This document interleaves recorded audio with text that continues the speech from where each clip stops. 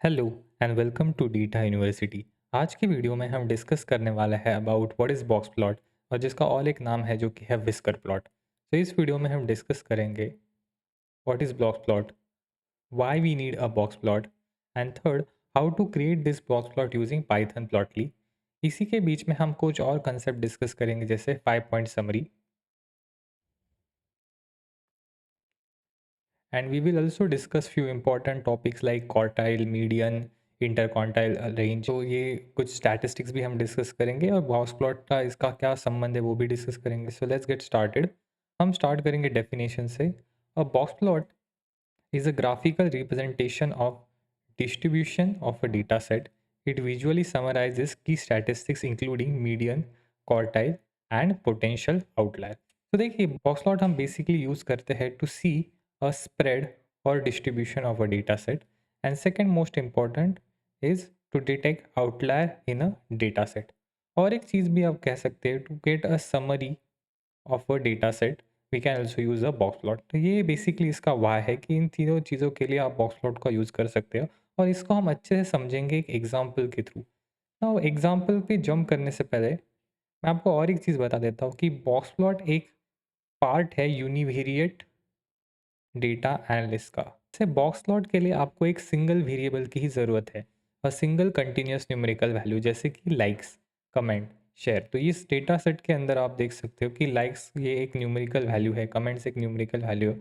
अगर इस particular column का अगर आपको एक डेटा डिस्ट्रीब्यूशन देखना है तो उसके लिए आप बॉक्स प्लॉट को ड्रॉ कर सकते हो एंड इस कॉलम के मत के अंदर आप एक आउटलायर को डिटेक्ट कर सकते हो। तो ये हम आज के वीडियो में करने वाले हैं। With like, comment and share, ये तीनों ही कॉलम के लिए हम बॉक्स प्लॉट को बिल्ड कर सकते हैं। और इसी को कंटिन्यू रखते हुए मैं आपको एक और एक डेटा सेट देता हूँ और इस डेटा सेट की मदद से हम हमारा पहला बॉक्स प्लॉट बिल्ड करेंगे। अब आपको आपकी स्क्रीन पे 10 डेटा पॉइंट नज़र आ रहे होंगे और इन 10 डेटा पॉइंट्स के लिए हम क्या करेंगे, एक बॉक्स प्लॉट को बिल्ड करेंगे। बिफोर बिल्डिंग बॉक्स प्लॉट मैं आपको बॉक्स प्लॉट का स्ट्रक्चर दिखा देता हूँ। तो बॉक्स प्लॉट के अंदर सबसे पहले ये आपको विस्कर नज़र आएगा, देन यहाँ पे एक बॉक्स आपको नज़र आएगा एंड देन और एक विस्कर आपको नज़र आएगा।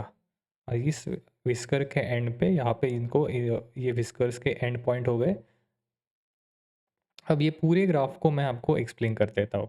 सो बॉक्स प्लॉट के अंदर जो बॉक्स रहता है वो आपका रहता है इंटर क्वार्टाइल रेंज। अब इंटर क्वार्टाइल रेंज को समझने के लिए आपको मैं सबसे पहले रेंज का कॉन्सेप्ट समझाता हूँ। देखो रेंज क्या है, रेंज आपके डेटा के अंदर मैक्स माइनस मिनिमम वैल्यू रहती है। सो अगर आप देखोगे इस डेटा सेट के अंदर 10 आपकी मिनिमम वैल्यू हो गई, 100 यहाँ पे आपके मैक्स वैल्यू हो गई, तो आप पूरी रेंज को निकाल सकते हैं। रेंज रहेगी 90 की। सो 90 यहाँ पे आपको डेटा सेट की रेंज रहेगी। नाउ वैसे ही इंटर क्वार्टाइल रेंज क्या है कि अगर आप ये आपके 100% डेटा सेट को, जैसे मान के चलो ये आपकी 100% रेंज है, अगर आप इसको 4 इक्वल पोर्शन में डिवाइड करोगे, जैसे कि मैंने मान लिया ये मेरा पहला पोर्शन हो गया, ये मेरा दूसरा पोर्शन, ये मेरा तीसरा पोर्शन। तो मैंने इस डेटा सेट को 4 इक्वल पोर्शन में डिवाइड कर लिया है जो कि मेरी रेंज है। ये है मेरी टोटल रेंज यानी मैक्स माइनस मीन वैल्यू, ये है मेरी मिनिमम और ये है मेरी मैक्सिमम वैल्यू।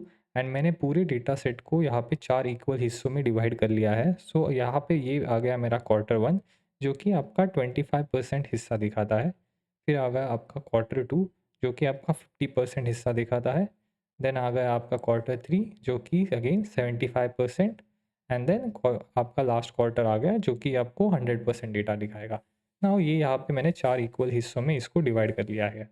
ना बॉक्स प्लॉट के अंदर जो आपकी इंटरक्वार्टाइल रेंज है, जो कि ये बॉक्स है, वो है क्या एक्चुअल में, वो आपका quarter three minus quarter one है। यानी जो 75% डेटा है एंड जो यहाँ पे 25% डेटा सेट है, ये जो बीच वाला पोर्शन है 25 से 75% वाला, ये जो पोर्शन है ये आप एक बॉक्स के थ्रू डिनोट करते हो।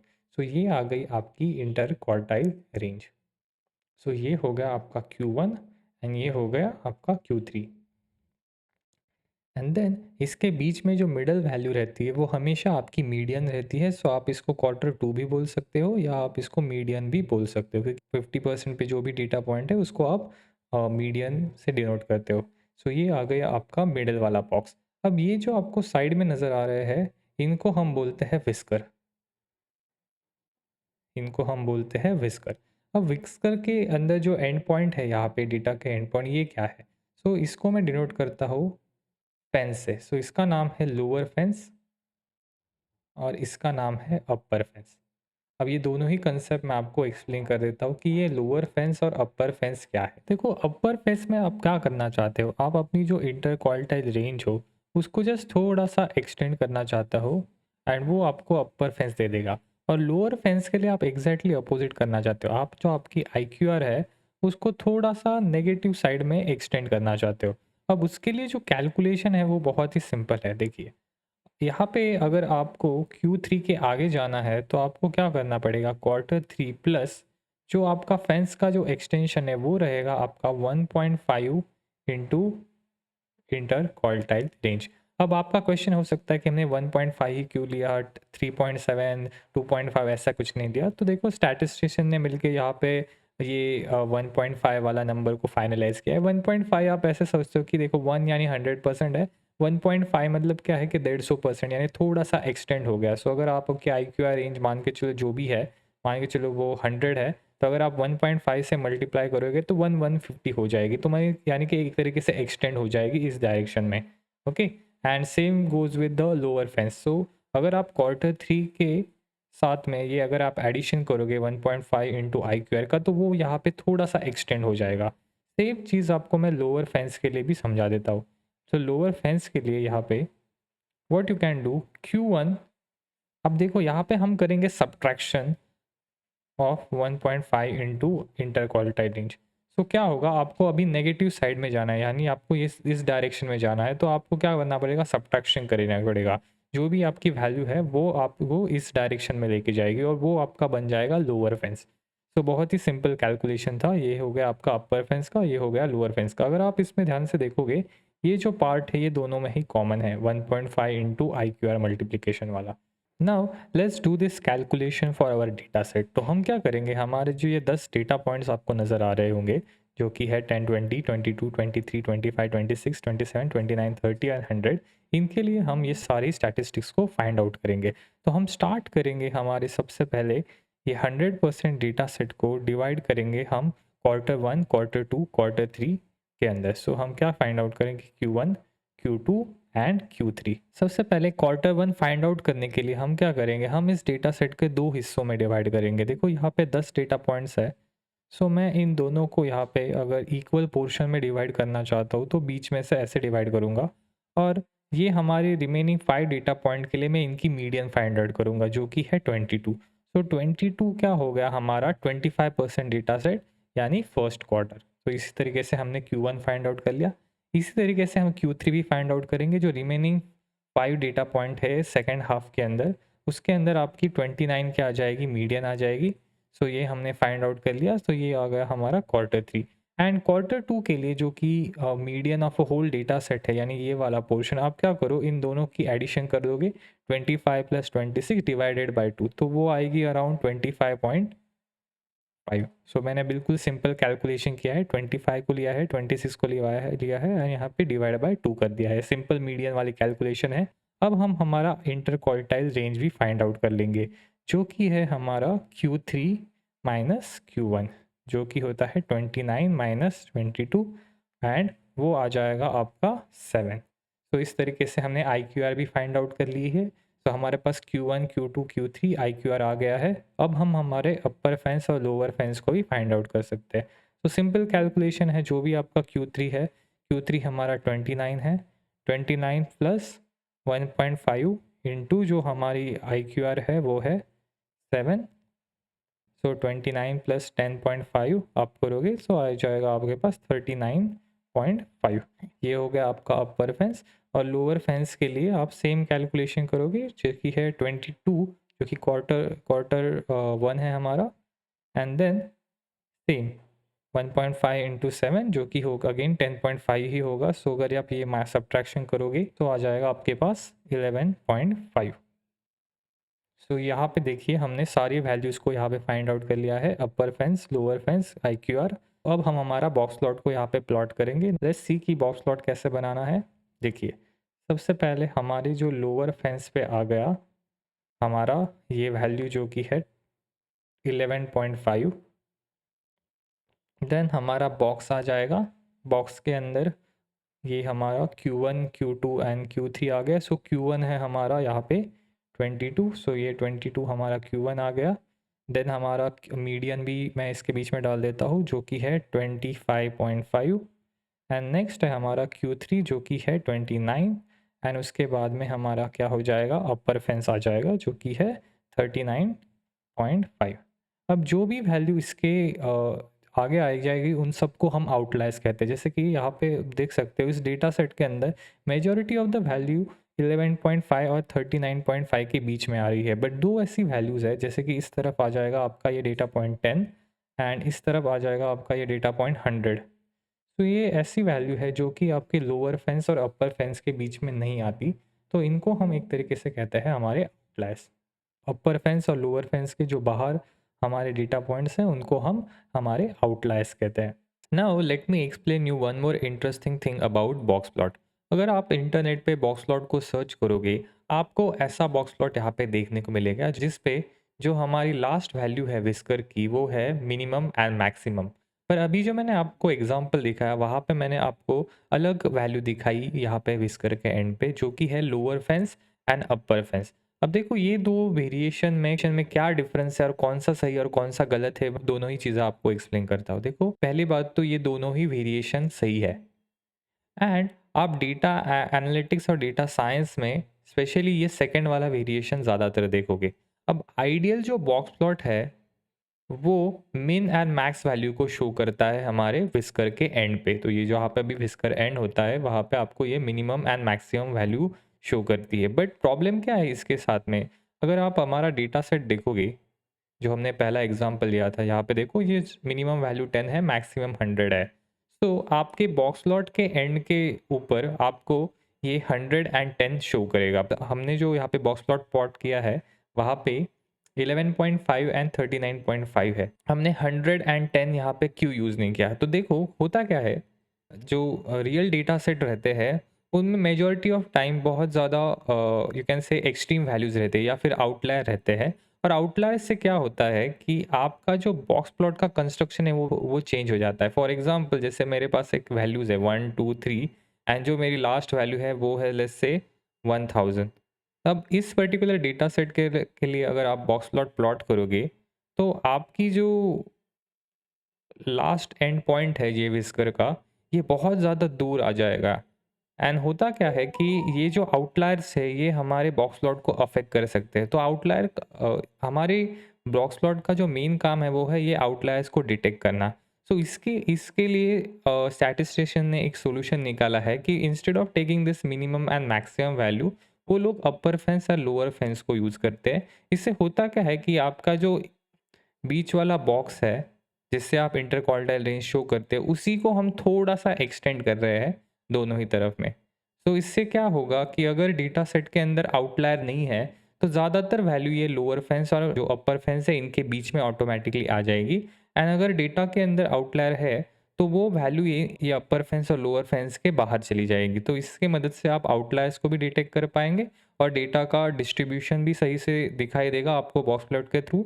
एंड आपका जो बॉक्स प्लॉट है वो सही से कंस्ट्रक्ट भी होगा। सो ये सारे प्रॉब्लम को आप इस तरीके से सॉल्व कर रहे हो। I hope you are able to understand this. Next we will create this box plot using Python Plotly for our social media engagement data set. तो आप देख सकते हो इस डेटा सेट में हमारे पास 3 कंटिन्यूस न्यूमेरिकल वैल्यू है, like comment and share.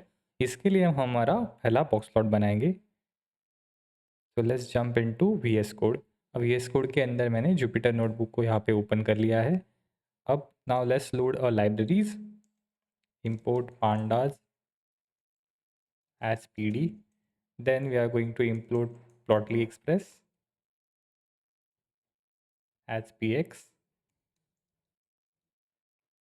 And social media data set के साथ में हम और एक डेटा सेट को लोड करेंगे जिसका नाम है टिप्स। और उसको लोड करने के लिए मैं ये लाइब्रेरी का यूज़ कर रहा हूँ जिसका नाम है सीबॉन। अगेन मेरी फेमस डेटा विजुअलाइजेशन लाइब्रेरी है पाइथन के अंदर, पर मैं इसको बस यहाँ पे एक डेटा सेट को लोड करने के लिए यूज़ कर रहा हूँ। तो सबसे पहले हम क्या करेंगे, हमारा जो सोशल मीडिया एंगेजमेंट वाला डेटा सेट है उसको लोड कर देंगे। तो pd.read csv और यहाँ पे आपको हमारे जो डेटा सेट है उसका नाम पास कर देना है। जो कि है सोशल मीडिया एंगेजमेंट। सो इसका हम कॉपी कर लेंगे, जो भी नाम है यहाँ पे पेस्ट कर देंगे। इस डेटा सेट का लिंक मैं आपको डिस्क्रिप्शन में दे दूँगा। तो ये आ गया हमारा सोशल मीडिया वाला डेटा सेट। यहाँ पे देखिए, ये ये हमारा डेटा सेट है और हमारा जो मेन फोकस रहेगा आज के सेशन में वो है लाइक, कमेंट एंड शेयर पे। नाउ हम हमारा दूसरा डेटा सेट को भी लोड कर लेते हैं जिसका नाम है df2। और df2 के अंदर हम रखेंगे हम sns.load डेटा सेट। और यहाँ पे मैं एक डेटा सेट का नाम पास कर रहा हूँ जिसका नाम है टिप्स।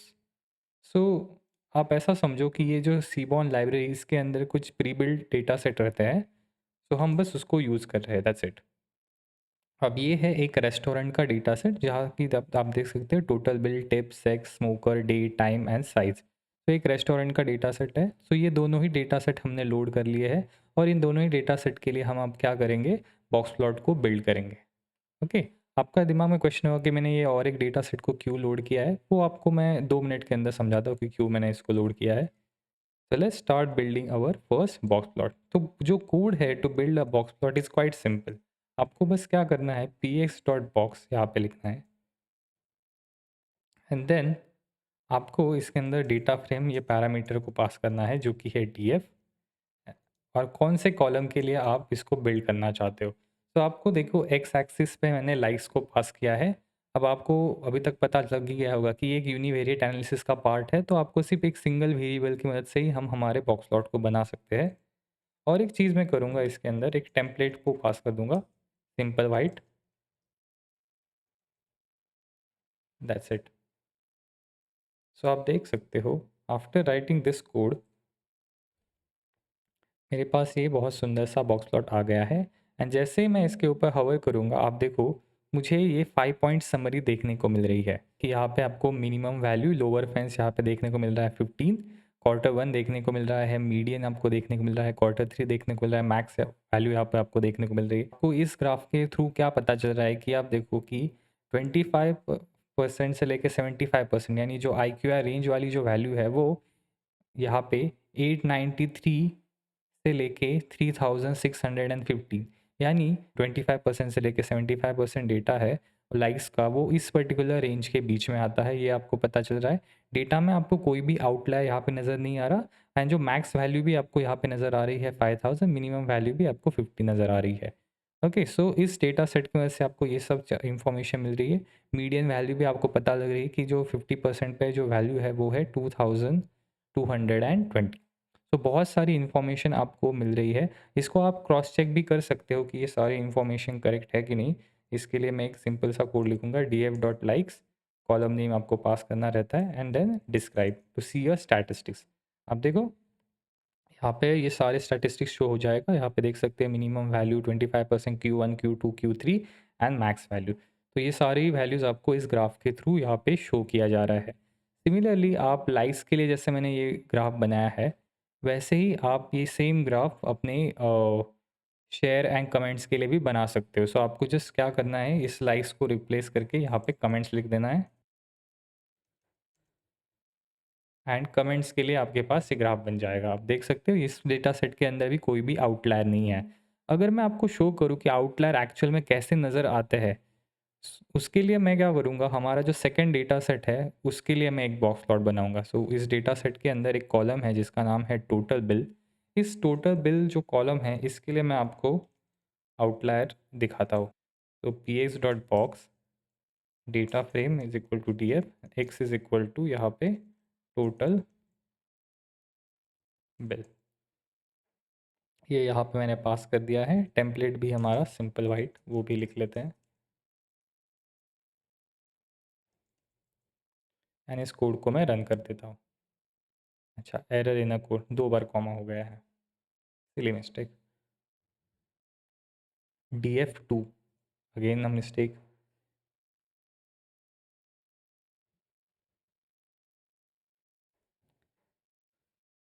सो यहाँ पे देखिए data frame is equal to df2 total bill template यहाँ पे मैंने पास कर दिया है। पे बॉक्स प्लॉट देखने को मिल रहा है और अपर फेंस के बाहर यहाँ पे आपको ये जो डेटा पॉइंट नज़र आ रहे हैं वो यहाँ पे इनको हम आउटलायर्स कहते हैं। अब आपके दिमाग में क्वेश्चन होगा कि जो पहले हमने ग्राफ देखा यहाँ पे तो कोई भी आउटलायर नहीं है, और यहाँ पे जो मैक्स और मिन वैल्यू है वो भी अलग है। यहाँ पे देख सकते हो जो मैक्सिमम वैल्यू है यहाँ पे 50 है।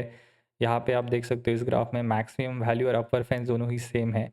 अब हो क्या रहा है यहाँ पे, देखो इन दो डेटा सेट में क्या डिफरेंस है कि यहाँ पे आप देख सकते हो कि जो मैक्सिमम वैल्यू है वो अपर फेंस के अंदर आ रही है, इसलिए आपको डेटा में कोई भी यहाँ पे आउटलायर देखने को नहीं मिल रहा है। तो आपको याद रखना है कि अपर फेंस क्या है, 1.5 into I Q R plus जो आपका Q3 है। तो वो जो वैल्यू है उसी के अंदर आपकी मैक्सिमम वैल्यू आ रही है। पर इस पर्टिकुलर डेटा सेट के अंदर आप देख सकते हो कि आपका अपर फेंस 14.17 है, मैक्सिमम वैल्यू यहाँ पे 15.81 है। मतलब वो जो आपने कैलकुलेशन किया था अपर फेंस के लिए उससे ये वैल्यू ज़्यादा है, इसलिए वो यहाँ पे अपर फेंस के आपको बाहर नज़र आ रही है और उनको ही हम यहाँ पे आउटलायर्स कहते हैं। तो ये मैंने आपको जो एग्जांपल दिया था उसमें भी आपको सेम चीज़ यहाँ पर देखने को मिलेगी। और ऐसा नहीं कि अपर फेंस हमेशा, ये जो आउटलायर्स है वो हमेशा अपर फेंस के बाहर ही नज़र आता है। आप आउटलायर्स आपको लोअर फेंस के साइड भी नज़र आ सकते हैं। सो ये डिपेंड करता है डेटा सेट के ऊपर। तो इस तरीके से हम बॉक्स प्लॉट का यूज़ करते हैं to see a distribution of a data set, to get a 5 point summary, to detect an outlier and to see the spread of a data set. So आपको बहुत सारी चीज़ें यहाँ पे पता चल लग रही है। और एक चीज़ मैं आपको बता देता हूँ अबाउट बॉक्स प्लॉट। इसी का एक वेरिएशन आता है बॉक्स प्लॉट का जिससे वॉयलेंट प्लॉट भी कहते हैं। वो वॉयलेंट प्लॉट जो है वो एक बॉक्स प्लॉट का ही वेरिएशन है। और इसको बनाने का जो कोड है वो भी बहुत ज़्यादा सिंपल है। आपको जिस बॉक्स की जगह पे यहाँ पे वॉयलेंस से इसको रिप्लेस कर देना है एंड ये आपका यहाँ पे वॉयलेंट प्लॉट यहाँ पे बन के तैयार हो गया है। अब ये जो मेन वॉयलेंट प्लॉट है ये आपको क्या शो करता है, बेसिकली ये आपको डेंसिटी दिखाता है। जो बॉक्स प्लॉट में आपको क्या पता चल रहा था कि आई क्यू आर कितना है या फिर 5 पॉइंट समरी कितने हैं, क्यू वन कितना है, Q3 कितना है, ये सब आपको पता चल रहा था। आउटलायर कहाँ पे है ये पता चल रहा था। बट जो वॉयलेंट प्लॉट है वो आपको दिखाता है कर्नल डेंसिटी एस्टिमेट। सिंपल भाषा में अगर मैं आपको बताऊँ कि ये एक डेटा की डेंसिटी बताता है। यानी कि आप देख सकते हो कि ये मिडल पोर्शन में ये जो वॉयलेंट प्लॉट है ये आपको बहुत ज़्यादा बड़ा यहाँ पे नज़र आ रहा है। एंड यहाँ पे देख सकते हो ये बहुत ज़्यादा इसकी जो टेल है यहाँ पे बहुत ज़्यादा छोटी छोटी होती जा रही है राइट हैंड साइड पे। इसका मतलब क्या है कि जो डेटा की डेंसिटी, मतलब ज़्यादातर डेटा सेट इस पर्टिकुलर रेंज के बीच में, जैसे जो कि है 10 to 20 के बीच में यहाँ पे लाई कर रहा है। ये जो वॉयलेंट प्लॉट है बेसिकली आपको 5 पॉइंट समरी तो बताता ही है, बट साथ में ये आपको डेटा की डेंसिटी भी बताता है। जिसे जो स्टैट हम यूज़ कर रहे हैं इसके अंदर वो है केडी। एंड आप देख सकते हो ग्राफ के ऊपर हवा करते केडी की वैल्यू भी क्या है। ओके, आप एक और काम कर सकते हैं हम लोग कि हम हमारा जो सोशल मीडिया एंगेजमेंट वाला डेटा सेट है उसके लिए भी यहाँ पे वॉयलेंट प्लॉट को बिल्ड कर सकते हैं। सो आपको क्या करना है, यहाँ पे डीएफ लेना है और टोटल बिल की वजह पे यहाँ पे मैं क्या करूँगा, लाइक्स या कमेंट्स को यूज़ करूँगा। सो लेट्स से मैं यहाँ पे लाइक्स को पास कर देता हूँ। आप देख सकते हो यहाँ पे इसकी भी आपको डेंसिटी देखने को मिल जाएगी। सो ये जस्ट बस एक वेरिएशन है of a box plot.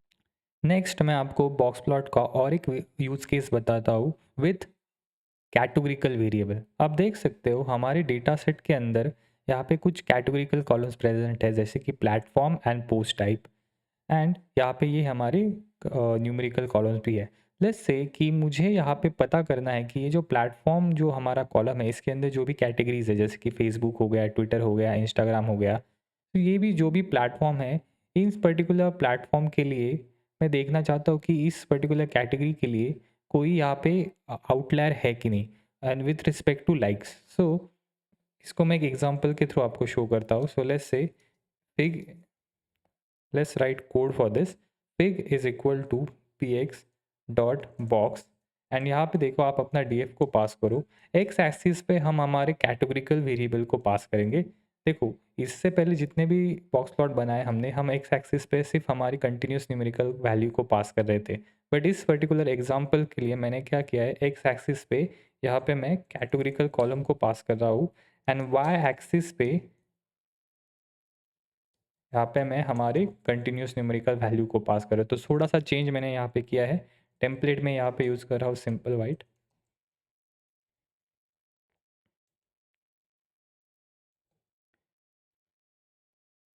And next thing we are going to write pick dot show.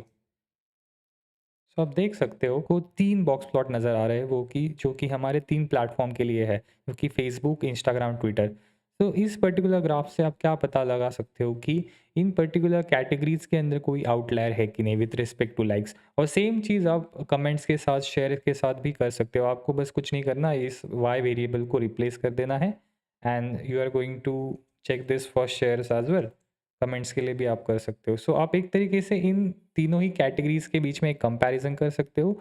You can see there distribution. आप देख सकते हो कि यहाँ पे देखो, ट्विटर के अंदर आपको जो मीडियन शेयर देखने को मिल रहा है वो बहुत कम है compare to Instagram and Facebook. तो ये सारा कंपैरिजन आप कर सकते हो। आप उसकी मैक्स वैल्यू देख सकते हो, लो मिनिमम वैल्यू देख सकते हो, उनके बीच में कंपैरिजन कर सकते हो। एक तरीके से आप डेटा का डिस्ट्रीब्यूशन भी देख रहे हो, इस पर्टिकुलर कैटेगरी के अंदर कोई आउटलायर है कि नहीं वो भी आप चेक कर रहे हो, और एक कंपैरिजन भी यहाँ पे कर रहे हो। सेम चीज़ मैं दूसरे कैटेगरिकल कॉलम के साथ भी कर सकता हूँ। जैसे कि यहाँ पे मैंने प्लेटफॉर्म की जगह अगर मैं पोस्ट टाइप यूज़ करूँ, जिसके अंदर और भी ज़्यादा कैटेगरीज़ है, तो आप देखो उसके लिए यहाँ पे मेरे पास 5 बॉक्स प्लॉट आपको नज़र आ रहे हैं और आप देख सकते हो कि यहाँ पे कुछ आउटलायर्स भी यहाँ पे शो कर रहे हैं। सो टेक्स्ट ये एक ऐसी कैटेगरी है जिसके अंदर यहाँ पे आपको बहुत ज़्यादा एक्सट्रीम वैल्यूज़ या फिर आउटलायर देखने को मिल रहे हैं कंपेयर टू अदर 4 कैटेगरीज़। तो ये आप पता कर सकते हो। आप हर एक कैटेगरी के ऊपर ऐसे हवर करके उसकी इन्फॉर्मेशन ले सकते हो कि इसका मीडियन वैल्यू क्या है, जो भी 5 पॉइंट समरी आप हमने स्टडी की है अभी तक। तो वो सारा चीज़ आप एक सिंगल ग्राफ के थ्रू पता कर सकते हो। बहुत ज़्यादा यूज़फुल ये ग्राफ है। आपको बस दिमाग में रखना है कि we are using this categorical column for comparison with respect to our numerical value, जो कि है यहाँ पे शेयर्स, एंड कैटेगरी है आपकी पोस्ट टाइप। सो आप कोई भी डेटा सेट को ले सकते हो, उसके अंदर जो भी कैटेगरिकल कॉलम आपको चूज़ करना है, एंड देन आप जिस भी कॉलम के लिए आपका बॉक्स प्लॉट बनाना चाहते हो, जो कि हमेशा कंटिन्यूस न्यूमेरिकल वैल्यू के ऊपर ही बेस रहेगा, वो आपको पास कर देना है हम अपने वाई एक्सिस के अंदर। तो बहुत ही सिंपल यह ग्राफ है, बट बहुत ज़्यादा इफेक्टिव है, एंड आप हर एक कैटेगरी का यहाँ पे आउटलायर इसकी मदद से देख पा रहे हो। तो ये इसका मेन एडवांटेज है। सो आई होप आपको ये वीडियो पसंद आया हो। आज की वीडियो के लिए इतना ही। Hope to see you in next video.